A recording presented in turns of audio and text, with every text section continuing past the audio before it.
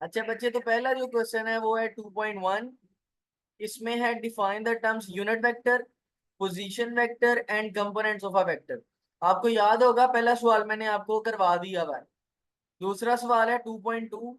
The vector sum of three vectors gives a zero resultant, what can be the orientation of vectors. अब इसका एक बड़ा एक line में अगर मैं लफ्ज लिखना चाहूँ तो इसका आंसर होगा जी एनी क्लोज्ड सरफेस, या आप इसको कह लें जी एनी क्लोज्ड शेप।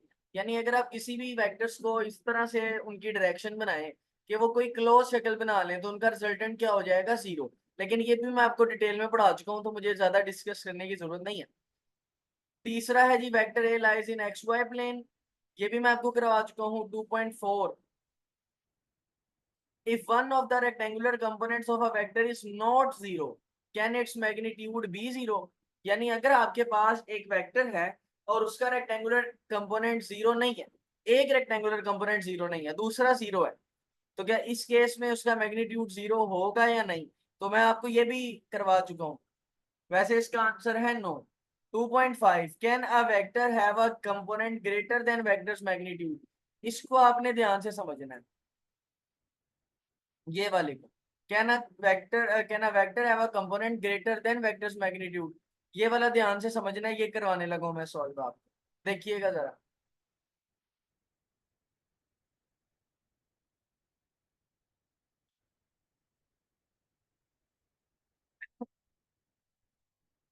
तो बच्चे जो आपके पास क्वेश्चन है वो है क्वेश्चन नंबर 6 है मेरे ख्याल से, मुझे बताइएगा एक दफा, जरा कंफर्म कर दीजिएगा, मेरे पास बुक नहीं है।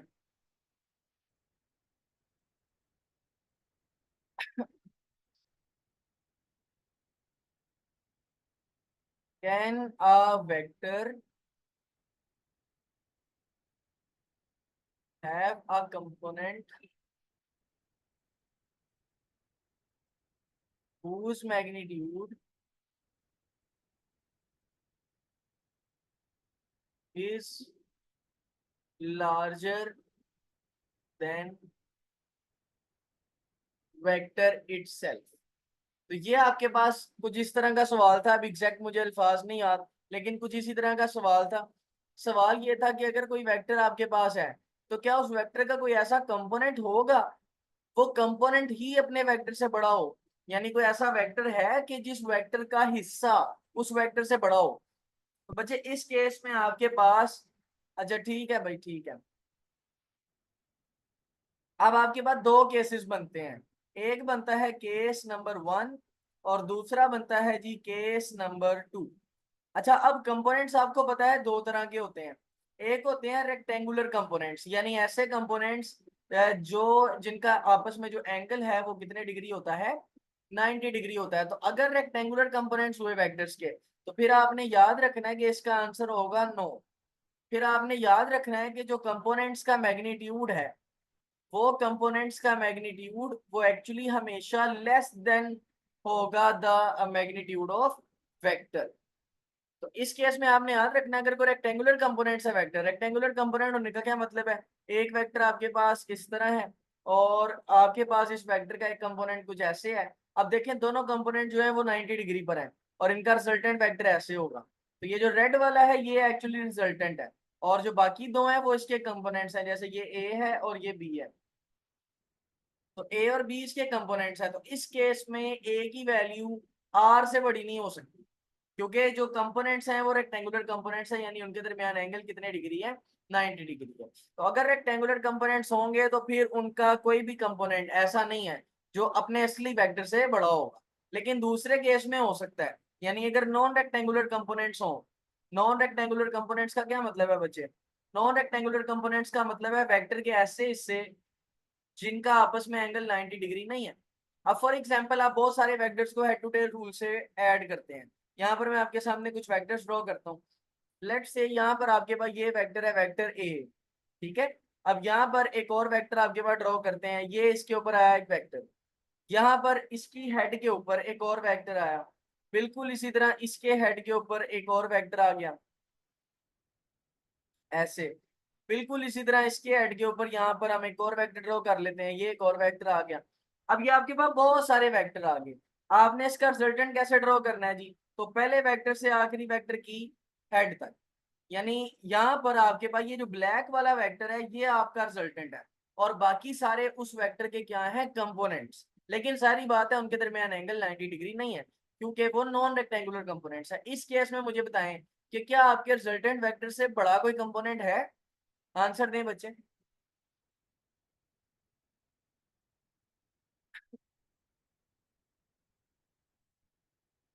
जी बिल्कुल है। तो इस केस में आपने इसका आंसर याद रखना है यस। अगर नॉन रेक्टेंगुलर कंपोनेंट्स हैं तो फिर उनमें हर कंपोनेंट जो कंपोनेंट है वो आपके रिजल्टेंट वेक्टर से बड़ा हो सकता है, लेकिन रेक्टेंगुलर कंपोनेंट्स की सूरत में फिर वो बड़ा नहीं हो सकता, वो छोटा ही होगा। क्लियर है बच्चे? बात यहाँ पर ये साइन का ध्यान रख देना, इस साइन का मतलब होता है लेस देन। तो अगर रेक्टेंगुलर कंपोनेंट्स हैं तो फिर कंपोनेंट हमेशा लेस देन होगा as compare to the vector. Okay बच्चे, इस सवाल का अगर आप स्क्रीनशॉट लेना चाहते हैं तो ले लें, नहीं तो ऐसा ही होके शफीक अंजुम से याद कर लीजिएगा। ये समझाना था सिर्फ मैंने। ठीक है जी, अगले सवाल के ऊपर चलते हैं।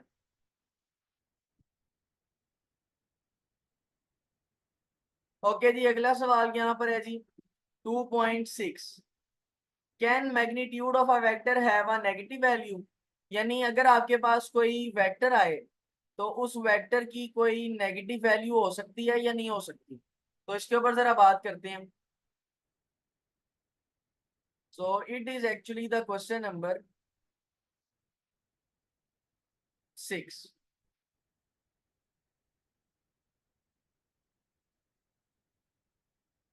Can magnitude of a vector have negative value? तो यहाँ पर वो आपसे ये कहता है कि क्या किसी वेक्टर का जो कंपोनेंट है वो कंपोनेंट की वैल्यू नेगेटिव हो सकती है या नहीं हो सकती, सॉरी वेक्टर के मैग्नीट्यूड की वैल्यू नेगेटिव हो सकती है या नहीं हो सकती। अब जरा आपने ध्यान से समझना है। लेट से आपके पास यहाँ पर एक वेक्टर ए, ठीक है। अब वेक्टर ए आपके पास आ गया। वेक्टर ए के आपको पता है दो कंपोनेंट्स होंगे, एक होगा जी ए एक्स आई हैड और एक होगा जी ए वाई जे हैड। हम एक एक करके इनकी वैल्यूज लिख सकते हैं। तो लेट से जी उसने मुझे ए एक्स की वैल्यू दी है -3 न्यूटन, और ए वाई की वैल्यू उसने दी है मुझे फॉर एग्जांपल 6 न्यूटन। आपने मुझे ये कैलकुलेट करके बताना है कि जो वेक्टर ए है उसकी वैल्यू क्या होगी। तो इसका बड़ा आसान तरीका है। हमने वेक्टर ए की मैग्नीट्यूड कैलकुलेट करने का फार्मूला पढ़ा था, that was under root A X का स्क्वायर जमा ए वाई का स्क्वायर। नाउ अंडर रूट लें, ए एक्स आपके पास है -3, स्क्वायर आ जाएगा। ए वाई आपके पास है 6 और इसका स्क्वायर आ जाएगा। जब आप 3 का स्क्वायर लेंगे तो आएगा 9, 6 का स्क्वायर लेंगे तो 36। अब अगर आप इसको जमा करें तो 36 और 9 क्या होता है, जरा ऐड करके बताइएगा। 45 होता है, 45 का अंडर रूट लें।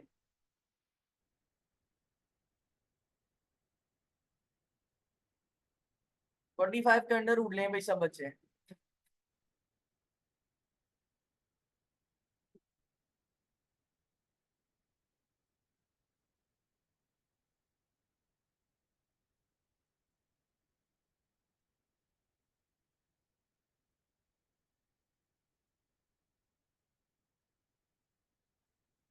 जी तो मैंने किया है, आंसर आया है 6.7। तो मुझे बताएं कि आंसर जो है वो पॉजिटिव आया है या नेगेटिव आया है? This answer is actually positive. तो आपसे अगर कोई पूछे कि क्या किसी वेक्टर की मैग्नीट्यूड नेगेटिव हो सकती है तो इसका सादा सा आंसर है no.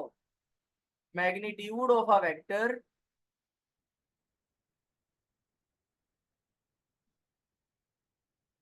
Can never be negative, और साथ आप ये प्रूफ दे सकते हैं।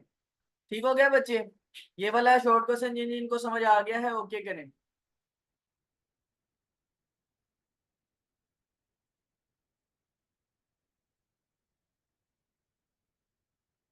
ओके बच्चों, वेरी गुड। स्क्रीनशॉट इसका अगर लेना है तो ले लें, नहीं तो आगे चलते हैं। 1 2 3 ओके जी।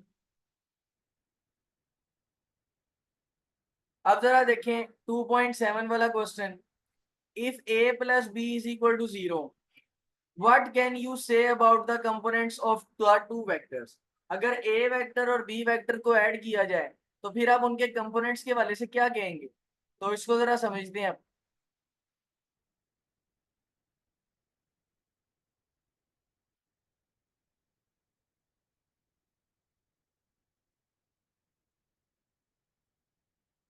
क्वेश्चन नंबर 7 है। क्वेश्चन नंबर 7 क्या कहता है जी, क्वेश्चन नंबर 7 ये कहता है कि अगर आप ए वेक्टर और बी वेक्टर को ऐड करें और आंसर आता है नल वेक्टर, तो आपने मुझे ये बताना है कि इस केस में ए और बी के कंपोनेंट्स का क्या मतलब होगा। ठीक हो गया बच्चे, तो ये आपका सवाल है।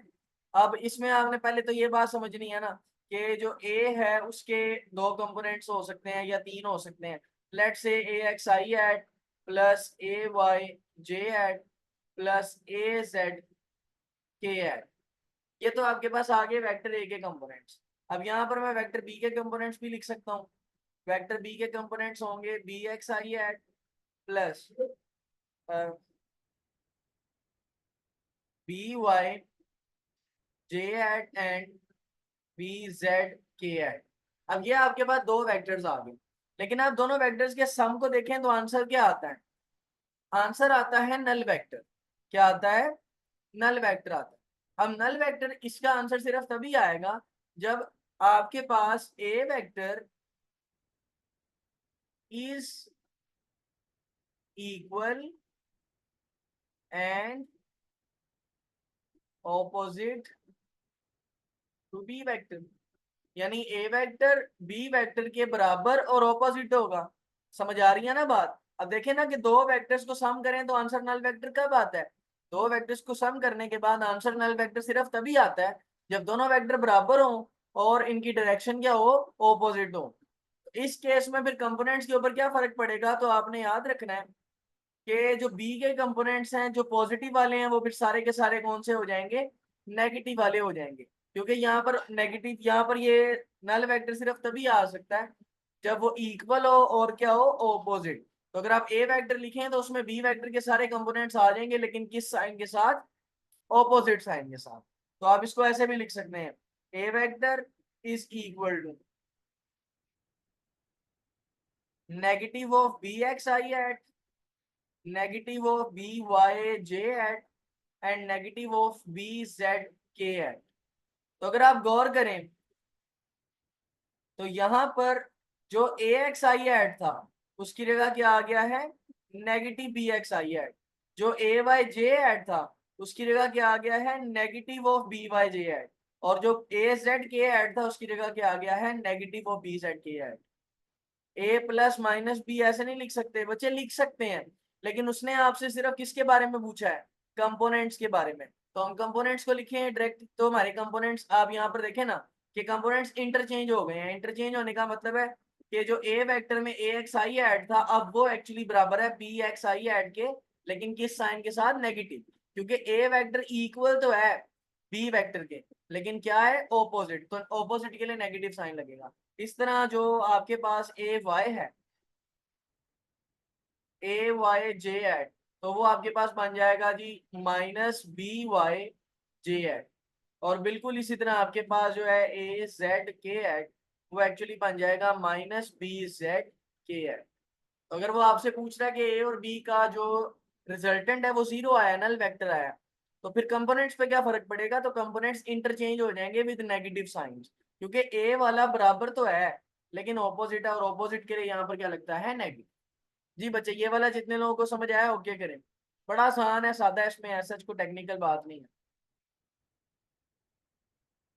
अगर दो वेक्टर्स को सम करें और उनका आंसर नल वेक्टर आए तो कंपोनेंट्स पे क्या फर्क पड़ेगा, कंपोनेंट्स का मतलब ये होगा एक्स वाला वाई वाले के बराबर है नेगेटिव साइन के, एक्स वाला ए का एक्स वाला बी के एक्स वाले के बराबर है विद नेगेटिव साइन, ए का वाई वाला बी के नेगेटिव नेगेटिव वाले से, बी के वाई वाले से है विद नेगेटिव साइन। इसी तरह ए का जेड वाला बी के जेड वाले के साथ है, बराबर है विद नेगेटिव साइन। ओके बच्चे, तो अब जरा वापस चलते हैं अपने टेक्स्ट बुक पर।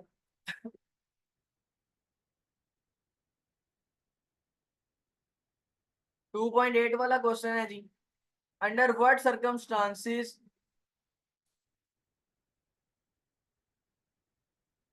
under what circumstances would a vector have components that are equal in magnitude? यानी ऐसे कौन से हालात होंगे जिसमें वेक्टर के कंपोनेंट्स ऐसे हों कि उनका जो मैग्नीट्यूड है वो बराबर आ जाए। समझ आ रही है ना बात? तो आप जरा इसको समझते हैं कैसे होगा। ये क्वेश्चन कौन सा था? आई थिंक क्वेश्चन नंबर 8 था।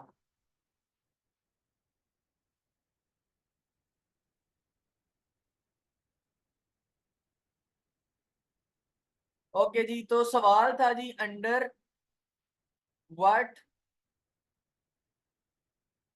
सरकमस्टांसिस, किन हालात के अंदर components of a vector are equal. ये ध्यान से समझना है आपने, बड़ा आसान है, बड़ा ही आसान है, लेकिन ध्यान से समझिएगा। देखें, कहता है किस किस हालात में ऐसा होगा। लेट से आपके पास यहाँ पर एक वेक्टर है, ध्यान से देखिएगा। लेट से ये आपके पास एक वेक्टर है, इस वेक्टर का नाम दे देते हैं वेक्टर ए। तो ऐसा कब होगा कि अगर मैं इस वेक्टर ए के दो कंपोनेंट्स ड्रॉ करूं, फॉर एग्जांपल इस वेक्टर ए का एक कंपोनेंट ये है और इस वेक्टर ए का एक कंपोनेंट ये है, तो दोनों कंपोनेंट्स की मैग्नीट्यूड बराबर हो, यानी ए वाई और ए एक्स दोनों क्या हो, बराबर हो। यानी आप ये चाहते हैं कि मैग्नीट्यूड ऑफ ए एक्स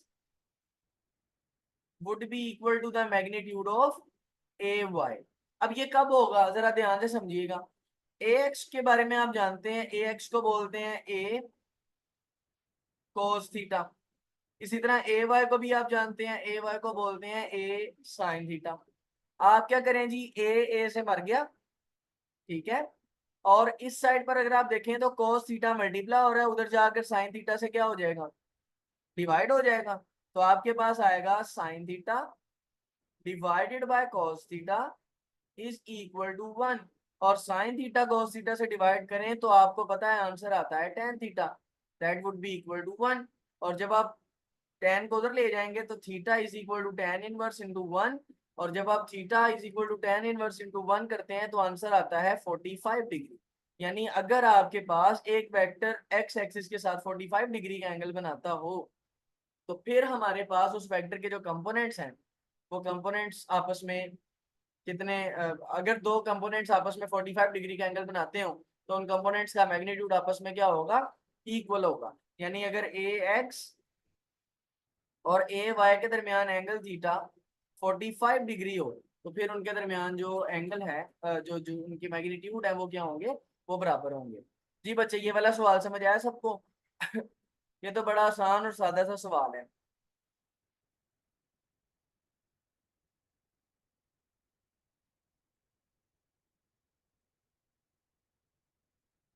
एक और बात याद रखनी है कि ये शॉर्ट क्वेश्चन के अलावा अलावा पेपर में एमसीक्यूज भी आ सकता है, ये एमसीक्यूज में भी इंपॉर्टेंट है। ठीक है ना बच्चे? चलें, इसका स्क्रीनशॉट लेना तो ले लें, नहीं तो रहने दें। 1 2 3, ओके बाय। चलें जी अगले सवाल की तरफ।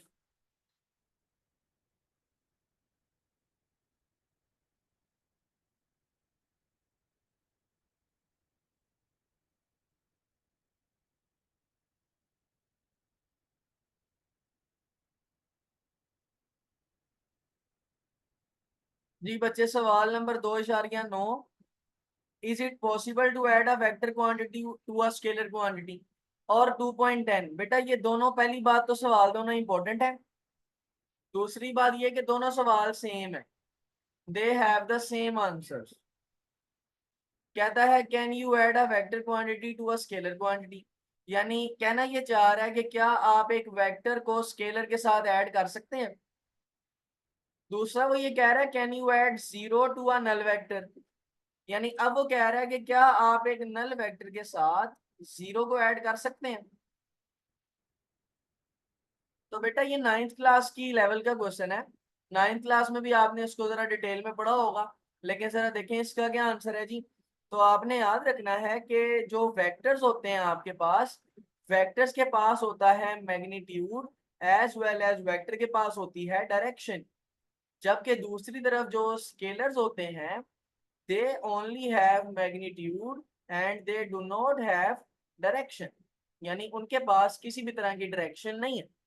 इसका मतलब वेक्टर्स अलग तरह की प्रजातियां हैं और स्केलर्स अलग तरह के डी अफराद हैं।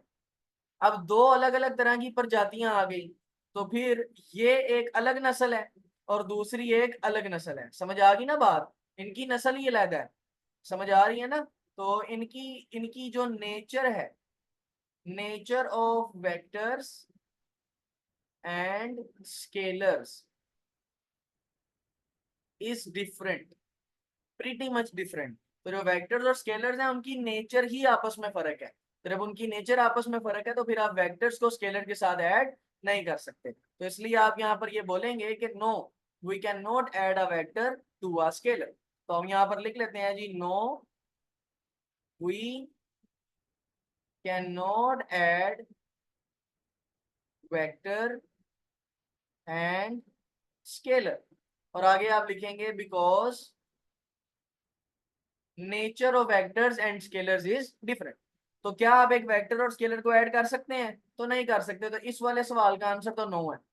क्या आप जीरो को नल वेक्टर में ऐड कर सकते हैं? तो अब ये आपके सामने नल वेक्टर है। अब सबको पता है जो नल वेक्टर है वो वेक्टर है, और सबको पता है ये जो जीरो है ये स्केलर है। तो अभी हमने कहा है कि क्या हम वेक्टर को स्केलर में ऐड कर सकते हैं? नहीं कर सकते। तो इसका भी आंसर क्या होगा? नो।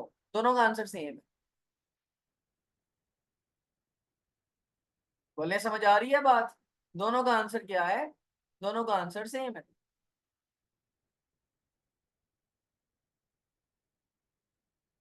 अगला सवाल देखें जी। यहां तक अगर क्लियर है तो ओके करनी, फिर मैं अगले सवाल पे आता हूँ।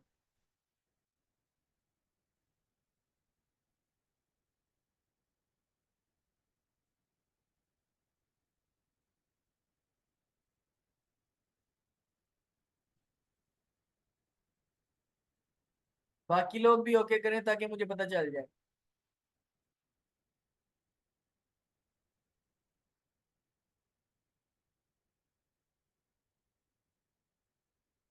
ओके बच्चे, अगला सवाल है, two vectors have unequal magnitude, can their sum be zero. अब वो कहता है कि दो वेक्टर्स हैं, उनका मैग्नीट्यूड अनइक्वल है। अब देखें, फॉर एग्जांपल लेट से आपके पास एक वेक्टर है, वेक्टर ए, और उसका मैग्नीट्यूड उसने लिखा है 3 न्यूटन। और आपके पास एक वेक्टर है, वेक्टर बी, और उसका मैग्नीट्यूड उसने लिखा है 6 न्यूटन। तो अगर आप गौर करें तो दोनों वेक्टर्स का जो मैग्नीट्यूड है, वो मैग्नीट्यूड कैसा है? This magnitude is unequal. तो मुझे बताएं, क्या उनका सम जीरो हो सकता है कभी भी? यानी क्या ए वेक्टर और बी वेक्टर का आंसर कभी भी इस केस में जीरो आएगा जब उनके दो वेक्टर्स अनइक्वल हैं? बताएं जी, आपका दिल क्या कहता है? तो बेटा ऐसा नहीं हो सकता, क्योंकि अगर आप सम करेंगे तो 6 + 3 आएगा 9। और इन केस अगर ये सब्ट्रैक्ट हो जाए तो 6 - 3 3 आएगा। मतलब कम से कम आंसर कितना हो सकता है? 3। ज्यादा आंसर कितना हो सकता है? 9। तो इनका आंसर जो है वो कभी भी जीरो नहीं हो सकता। तो आपने इसका भी आंसर याद रखना है, नो। इसका आंसर भी नो ही है। यहां तक क्लियर है भाई? ये वाला सवाल भी बड़ा ही सादा, बड़ा ही आसान था।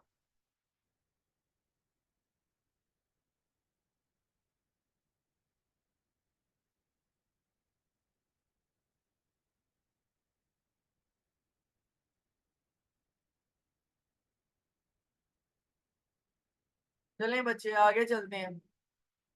अब आपके पास यहाँ पर है जी,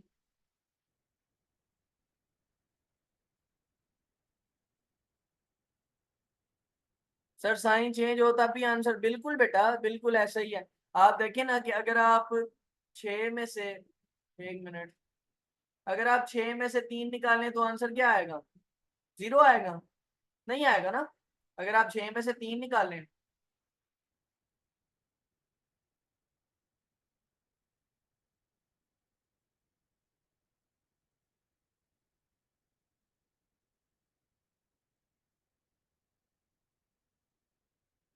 1 मिनट दीजिएगा, हमारा पेज घूम गया।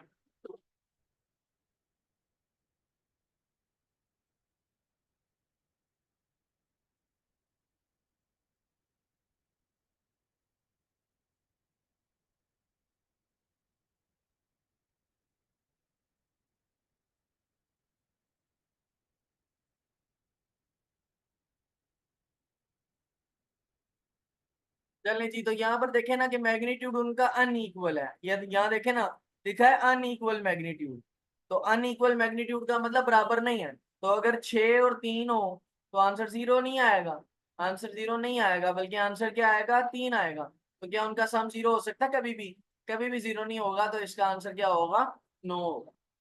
2.12 show that the sum and difference of two perpendicular vectors of equal length are also perpendicular and of same length। अच्छा, ये अब जरा टेक्निकल शुरू हो गया, और अभी मेरी तबीयत इतनी ठीक हुई तो है नहीं कि मैं इतना गला खपा सकूं। तो आज हम यहीं पर एंड करते हैं, मेरा गला फिर से दर्द होने लग गया। आज हम यहीं पर ही एंड करते हैं, सेकंड ईयर का भी लेक्चर आज नहीं मैं पढ़ाऊंगा। बाकी फिर इसको हम कल से स्टार्ट करेंगे। आज बच्चों की अटेंडेंस भी थोड़ी कम है, जिन्होंने लेक्चर लिया है बहुत शुक्रिया। आप लोग के 12 सवाल तकरीबन हो गए हैं, 12 नहीं 11 सवाल हो गए हैं तकरीबन। तो आप लोगों ने ये 11 के 11 सवाल याद कर लेने। पेपर में फिर याद रखना कि 30% से लेकर 60% तक शॉर्ट क्वेश्चन, एक्सरसाइज के शॉर्ट क्वेश्चन ही होते हैं। समझ आ रही है बात? इसलिए एक्सरसाइज के शॉर्ट क्वेश्चंस को बड़े ध्यान से करना है आप। आज का लेक्चर यहीं पर ही एंड करेंगे। बस आप दुआ किया करें कि मेरी ये जो गले वाला जो मसला है ना वो ठीक हो जाए। ठीक हो गया? तो बाकी चीजें जो है वो फिर हम कल डिस्कस करेंगे इंशाल्लाह। बहुत शुक्रिया आपका आने का, जितने लोगों ने लेक्चर लिए हैं। अल्लाह हाफिज।